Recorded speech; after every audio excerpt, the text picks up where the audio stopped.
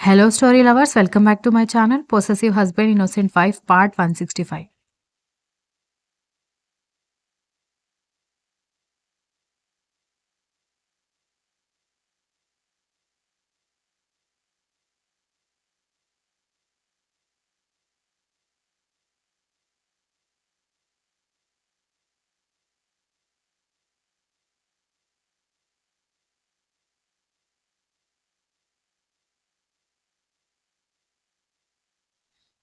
ఆ మాటకి అందరూ పగలబడి నవ్వడంతో, ఇప్పుడు నేనంత పెద్ద కామెడీ ఏం చేశానని, అంత గట్టిగా నవ్వుతున్నారు అని కర్ణ కోపంగా అనగానే, కామెడీ ఏం చేయలేదురా. నీ పెళ్ళాం అందాన్ని పొగుడుకుంది చాలు గాని, ఇక చెవులు కుట్టడానికి అతను రెడీ అవుతున్నాడు. నువ్వు డిస్టర్బ్ చేయకు అని విశాలాక్షమ్మ చెప్పడంతో, కానీ నాని అని అంటూ ఉంటే, చూడండి ఇలా లాస్ట్ మినిట్‌లో మాట్లాడొద్దు అని ముందే చెప్పాను మీకు. మీకు భయంగా ఉంటే కళ్ళు మూసుకోండి అని దక్ష చెప్పడంతో, అది కాదు అంటూ ఉంటే, అతని కళ్ళు దక్ష మూస్తే, అతని చెవులు వసుంధర మూసేసి, ఇక మీరు కానివ్వండి అని చెప్పారు ఇద్దరు.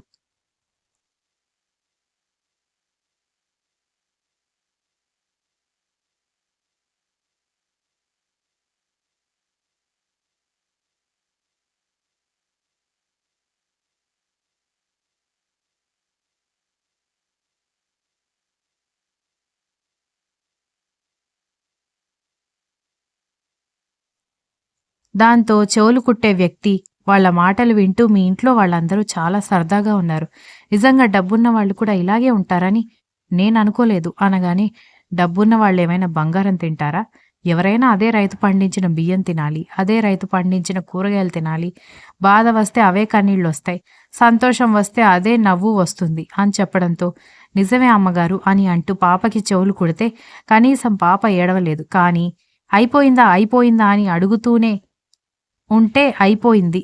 అది కనీసం మంటగా ఉందని కూడా అనలేదు అని దక్ష చెప్పడంతో, బేబీ ఆర్ యూ ఆల్‌రైట్? పెయిన్‌గా ఉందా? అని అడిగాడు.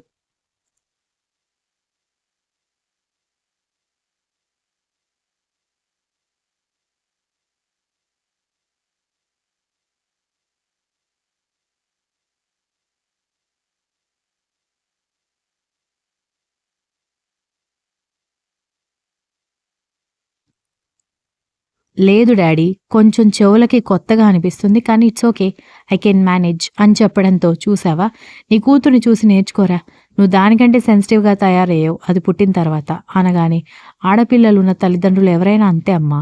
వాళ్ళకి మంచి జీవితాన్నివ్వాలని, క్షేమంగా ఉంచాలని ఆలోచించని క్షణం అంటూ ఉండదు అని చెవులు కుట్టిన వ్యక్తి చెప్పడంతో, నిజమే అని అంటూ అతనికి కొంచెం డబ్బు ఇచ్చి, అప్పుడే వెళ్ళిపోకండి, భోజనం చేసి వెళ్ళండి అని చెప్పడంతో, అలాగే అమ్మగారు అంటూ అతను బయటికి వెళ్ళడంతో, కానివ్వండి అని అంటూ పాపకి దిష్టి తీసి బొట్టు పెట్టి దేవుడి గదిలో దీపం పెట్టొచ్చారు.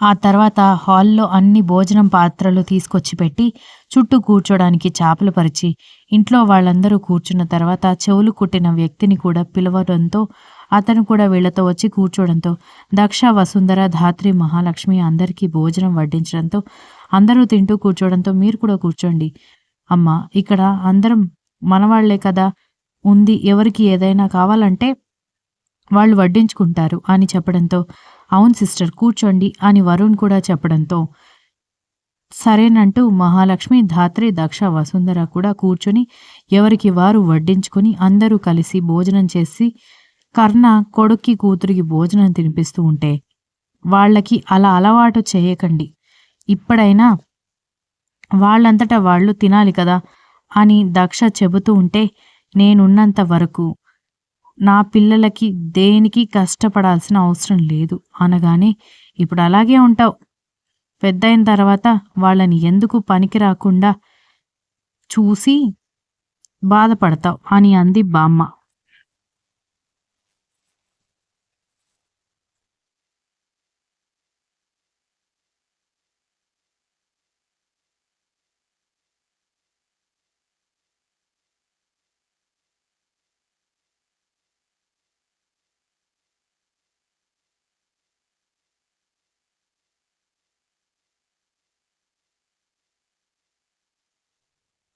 నాని అని కర్ణ సీరియస్‌గా పిలవడంతో, ఏంట్రా నాని? నేనేదో నెగెటివ్‌గా మాట్లాడుతున్నానని ఫీల్ అవ్వడం మానేసి నా మాటల్లో ఉన్న అంతరార్థం గ్రహించు. ఎప్పుడైనా సరే పిల్లలకి హార్డ్ వర్క్ చేయడం నేర్పించాలి. కాదని నెత్తిన పెట్టుకొని చూసుకున్నావంటే, ఆ తర్వాత బాధపడాల్సింది నువ్వే అని చెబుతూ ఉంటే, నానమ్మ చెప్పిన విషయం గురించి కూడా ఆలోచించు అని వసుంధర చెప్పేసరికి, సరేలే ఈ ఒక్క రోజే నేను తినిపిస్తాను. రేపటినుంచి వాళ్ళకి భోజనం చేయడం నేర్పిస్తాను. అయినా వాళ్ళకి చేయడం తెలుసు కదా అనగానే, తెలుసు తెలీదని కాదు కానీ, ఒకరోజు వాళ్ళని తినమని చెప్పి, ఒకరోజు నువ్వు తినిపిస్తూ ఉంటే, వాళ్ళకి ఏ పనైనా పర్ఫెక్ట్‌గా ఎలా వస్తుంది అని అన్నారు.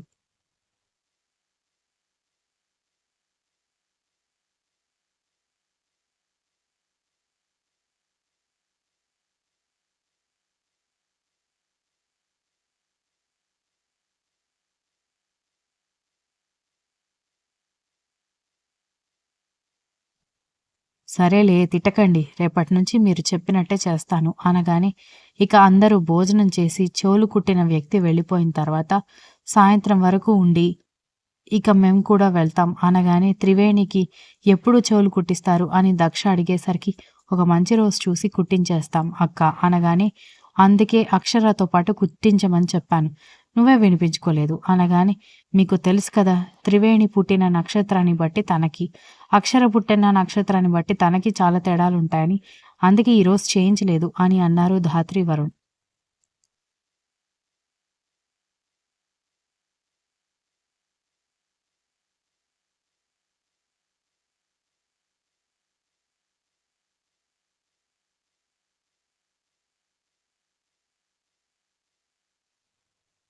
దాంతో ఇక అందరూ ఎవరి దారిన వాళ్ళ ఇండ్లకు వెళ్ళిపోయారు. మర్నాడు ఉదయం పిల్లలు స్కూల్‌కి, పెద్దవాళ్ళు ఆఫీసులకి వెళ్ళిపోయిన తర్వాత నార్మల్‌గానే అత్తాకోడళ్ళ రోజు గడిచిపోతే, సాయంత్రం అక్షర వాళ్ళ ఇంటికొచ్చేసరికి వాళ్ళతో పాటు స్కూల్ టీచర్ కూడా కనిపించడంతో, "మీరేంటి టీచర్ ఇక్కడ?" అని దక్ష అడిగేసరికి, "ఒకసారి మీ పిల్లల అవతారాలు చూడండి" అని చెప్పడంతో, "ఏమైంది?" అని అడగడంతో, "ఒకసారి చూడండి" అని చెప్పేసరికి, బురదలో కొట్టుకుపోయినట్టున్న అక్షరని, నీట్‌గా ఉన్న కొడుకుని చూసి, "ఏమైందండి? ఏంటి బురద? ఎక్కడైనా కింద పడ్డావా?" అని అడగడంతో, అవును, స్కూల్లో పిల్లలందరూ కలిసి బురదలో ఆడుకుంటూ పడ్డారు అని చెప్పడంతో, ఏంటి అని అడిగింది దక్ష ఆశ్చర్యంగా.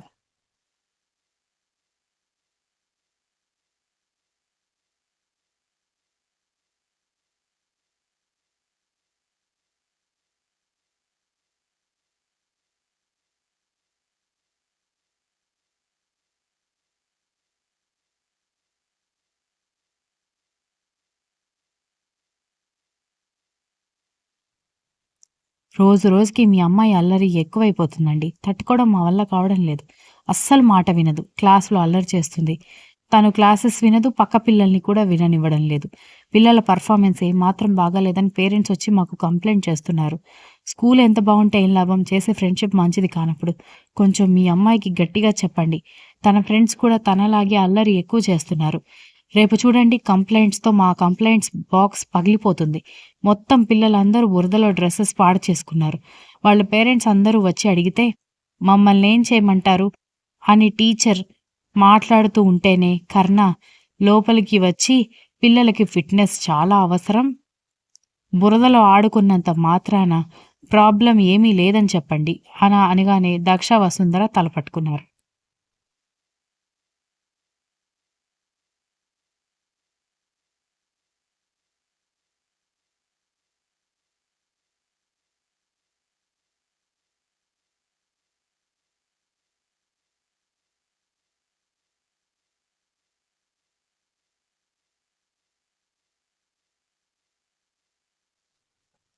"ఏంటి సార్ మీరు కూడా రెస్పాన్సిబిలిటీ లేకుండా మాట్లాడుతున్నారు" అనగానే, "ఏంటండి రెస్పాన్సిబిలిటీ? ముందు మీకుండాలి రెస్పాన్సిబిలిటీ. చిన్న పిల్లలున్న స్కూల్లో బురద గుంటలు ఎందుకున్నాయి?" అనగానే టీచర్ ఏమీ మాట్లాడకపోవడంతో, "స్కూల్ రిపేర్ చేసుకోవాల్సిన బాధ్యత మీదా? లేకపోతే వాళ్ళు చేస్తున్నది కరెక్టా, తప్పా తెలియకుండా ఆడుకుంటున్న పిల్లలదా?" అనగానే ఆవిడేం మాట్లాడకపోవడంతో, "ఇప్పుడు మీరే ఆలోచించండి. వాళ్ళంటే బురద గుంట సరదాగా తీసుకున్నారు కాబట్టి సరిపోయింది. ఎవరైనా మరీ భయస్థులైన పిల్లలు బురదలో కాలు వేసి, భయపడిపోయి, టెన్షన్ పడి, ఆరోగ్యం పాడు చేసుకుంటే ఏం చేస్తారు? ఏదైనా ఇన్ఫెక్షన్ వస్తే ఏం చేస్తారు అనగానే, మరి బురదలో ఆడొద్దని మీ అమ్మాయికి చెప్పండి అనగానే, ముందు మీరు బురద గుం లేకుండా చూసుకోండి అన్నాడు కర్ణ.